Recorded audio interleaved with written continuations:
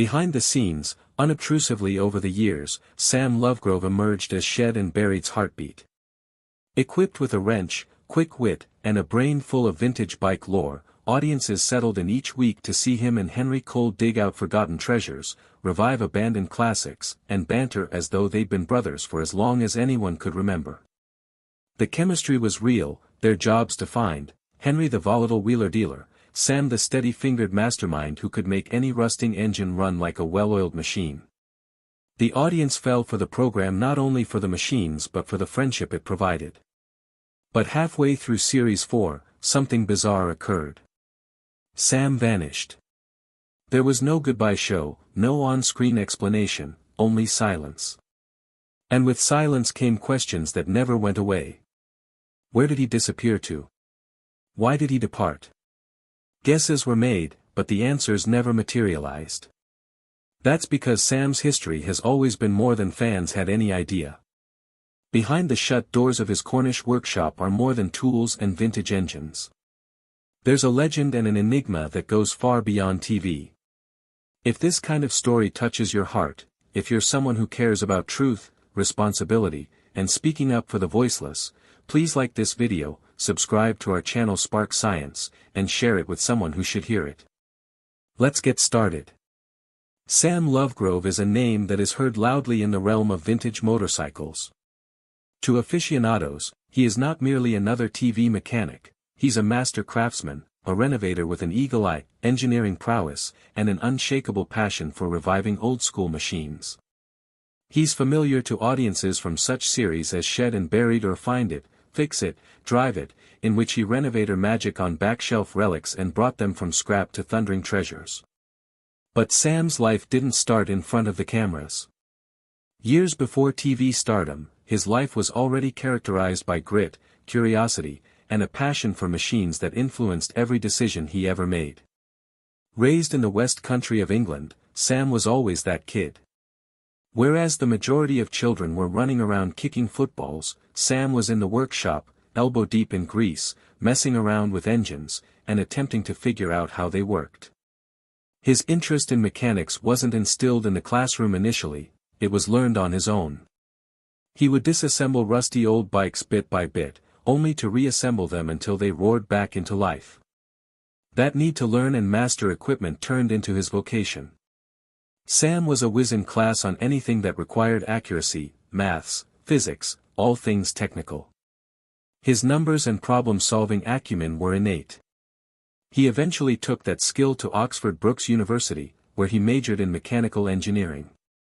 At Oxford Brookes, he didn't just survive on fumes, he graduated honors, balancing book intelligence with years of real-world experience that few could match. By the time his classmates were still lost on what career path to follow, Sam was already thoroughly involved in restoring vintage motorcycles. But it was more than fixing up old motorcycles to him, it was about saving history. Every restoration was a tribute, a means of keeping alive stories told in metal, grease, and the hum of an engine. His commitment spread word of mouth, attracting the attention of those who saw his unusual mixture of enthusiasm and ability. Doors started opening, however much TV was never an option. Sam's early life lay in earnest engineering. Working as a design engineer at Gemini Accident Repair Centers Limited, he concentrated on mechanical finesse, from suspensions through to gearboxes, in various vehicles. This was not garage-level tinkering, it was high-end, real-world engineering. It provided him with the kind of background that would later make his TV work look so easy. Following Gemini, Sam entered a higher adrenaline world as a development engineer at Honda Performance Development. There, he developed such legendary machines as the sexy Honda NSX and the ferocious Corvette C7 are Le Mans race cars. His increasing fame also came with consulting assignments from car titans like Aston Martin, Jaguar, and Lotus. Sam was not only talented by this time, he was becoming a legend behind the scenes, one of the names that insiders held in awe but the public knew nothing about. The turn of events came when Henry Cole met Sam. Henry was more than just another motorcyclist, he was a TV presenter who loved motorcycles and had a goal to alter the public stereotype of bikers. Unconventional, rebellious, and hot for old bikes, Henry found something special in Sam instantly. In addition to his knowledge, Sam exuded presence. He described mechanics in a manner that made the complicated seem elementary, accessible, even amusing. When Henry introduced him on camera for the first time, something clicked. Audiences caught on immediately. Sam wasn't attempting to act, he was simply being himself, witty, relaxed, and obviously in love with the business. That's how the motorbike show got underway, constructed on the effortless chemistry between Henry and Sam. It ended up being more than just another motorcycle show. The show had it all: restorations, ride-alongs, interviews, and road trips, but what made it really unique was its heart. Henry's enthusiasm blended with Sam's expertise and created a soul for the show. They didn't just flaunt bikes, they shared stories about them, and more importantly, reminded their audiences that machines have history and meaning.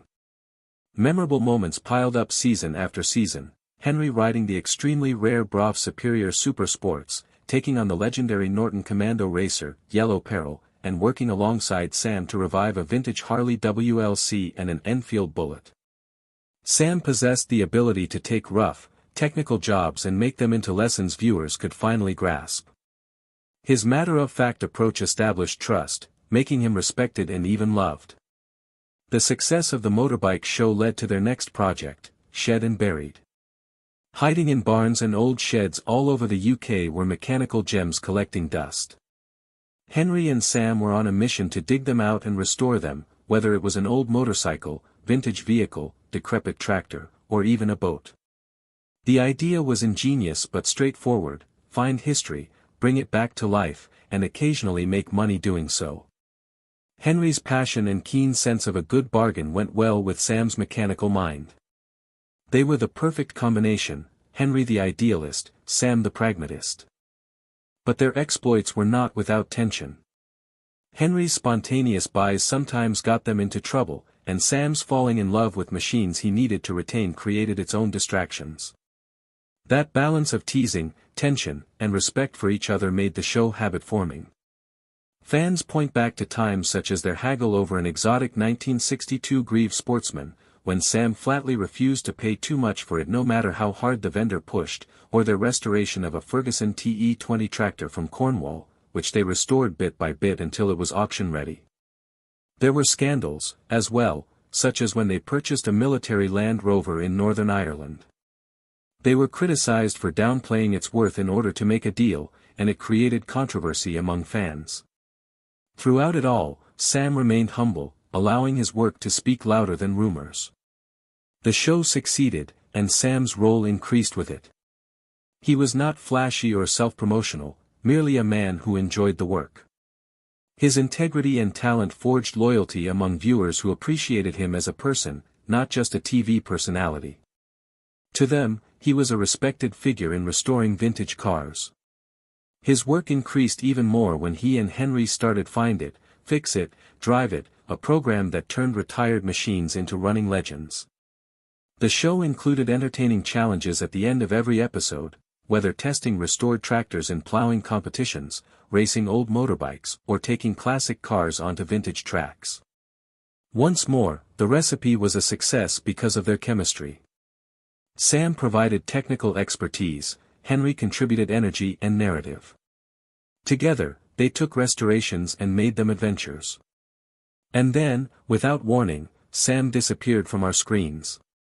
Halfway through season 4 of Shed and Buried, fans had noticed he was missing. Rumors began: was this the end for him? Henry later revealed that Sam had been ill, hit by an illness which had kept him out. Apart from that, information was limited. Fans wondered if it was a short-term separation or a goodbye forever. In November 2022, Henry traveled to Cornwall to see Sam and captured on camera their reunion. The fans were given a glimpse into Sam's life outside the limelight, his workshop filled with projects, his bond with Henry remaining, and his enthusiasm for ancient machines burning as strong. It provided much reassurance that television might have halted, but Sam himself hadn't lost any pace. Aside from TV, Sam continued to solidify his presence in the world of motorcycles, especially with Brave Superior, the classic British mark. Resurrected in 2013, Brough Superior aimed to live up to its legacy in the 20th century with its contemporary machines, and Sam was one of its lead engineers. He assisted in the design and development of bikes such as the Brough Superior SS100 and the Baby Pendine, motorcycles that not only appeared resplendent but set records on the salt flats. His engineering took bikes to numerous AMA and FIM world records, demonstrating his skills went far beyond restoration. He was crafted